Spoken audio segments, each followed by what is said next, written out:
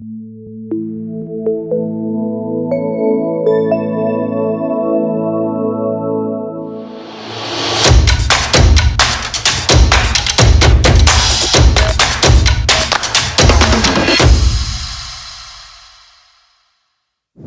의원님은 유독 다른 의원님과 좀 다르게 SNS 활동을 굉장히 활발히 하고 계시는데 왜 그렇게 활발히 SNS를 활용하시나요?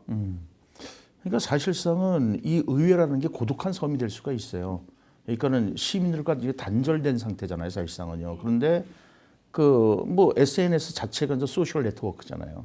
그러니까는 그 소셜 네트워크 시스템을 통해서 말 그대로 네트워크가 되니까는 다양한 사람들의 이야기를 들을 수 있고, 그래서 또 소통이 그야말로 이제 소통이라고 하는 거죠. 그 소통을 할 수가 있는 거고, 또 제가 이제 출발을 선거운동 할 때 일부러 타겟을 저의 이제 그 지지층을 20대에서 50대 사이로, 이게 주로 이제 SNS를 많이 하는 그런 세대잖아요. 그래서 그렇게 하면서 점점 이제 확대돼 나간 거죠. 확대돼 가면서 그런 소통의 장으로서. 그러니까 뭐 이렇게 올리면은 아, 우리 의원들이 이런 활동을 하는구나.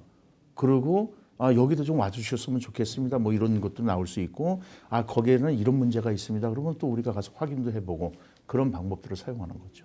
SNS를 못 보는 분들도 분명히 계실 겁니다. 김정기현 의원님은 어떤 정책에 어떤 의정 활동을 펼칠 것인지 관심 분야는 또 뭐가 있을지 좀 소개 좀 해주신다면요. 실제로 이제 우리 의정부의 의정부 학이라고 자꾸 이제 요새는 그 지방학이 그 유행이지 않습니까? 네. 그러면 그 의정부 시민들이 의정부에 대한 정체성을 가져야 된다는 거예요. 그런데 의정부는 다 떠난다는 거예요. 그래서 저번에 이제 그 정보통신과에서 빅데이터 분석을 한 거를 제가 이제 자료를 받았어요. 근데 지금 13세에서부터 34세 사람들이 많이 빠져나가요. 그리고 이제 60대 이상이 이제 많이 들어오고, 그러니까 결국은 60대 이상이 많이 들어오니까 우리가 사회복지 비용이 굉장히 많이 들어가요. 그런데 문제는 13세에서 34세 정도가 또 많이 빠져나간다는 거예요. 그게 뭐냐? 교육 인프라가 안 돼 있기 때문에 그렇다는 거죠. 그래서 이제 그런 데 좀 많이 관심을 갖고, 또 정책도 그런 쪽으로 SNS NCS라고, 그래서 이제 그 국가 표준 그 시험이 있어요. 그러니까 관공서에서 그 전부 그걸 실시를 하거든요. 네.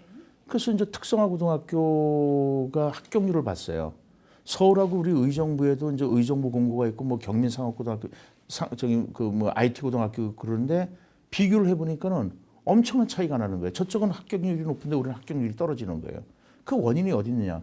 쟤네들은 아예 1학년 때서부터 NCS 기반 교육을 시킨단 말이에요. 그래서 요새는 이제 2015 개정 교육과정 자체에서도 NCS 기반 교육 과정이라는 게 있어요. 그러면은 우리 의정부시도 그네들에게 뿐만 아니라 인문계 고등학교 애들에게도 NCS 기반 교육 과정을 운영함으로써 이 아이들이 고등학교만 졸업하고도 취업을 할 수 있는, 관공서라든가 이런 데 취업을 할 수 있는 그런 정책이 좀 필요하지 않느냐.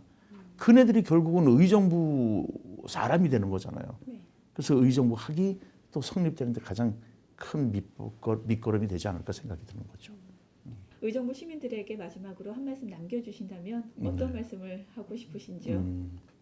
저 시민 여러분들께서 이제 우리 초선들에 대한 우려와 걱정이 많으실 수도 있습니다. 전애들이 과연 초선인데 잘 해낼 수 있을까? 그런데 그 초선들에 대해서 물론 걱정도 많으시겠지만은 그래도 칭찬도 해주시고 격려도 좀 많이 해주시라는 거죠. 왜냐하면 행감이 요번 한 번만 끝나는 게 아니라 여러 번의 행감이 있으니까 그때 행감에 좀 더 잘하고 좀 더 잘하고 좀 더 잘할 수 있는 틀이 되는 게 요번 행감이라고 생각합니다. 그러니까 조금은 서툴러도 그네들이 어쨌든 그 행감을 하기 위해서 많은 노력을 했으니 그 노력의 열정에 대해서 칭찬을 좀 해주십시오.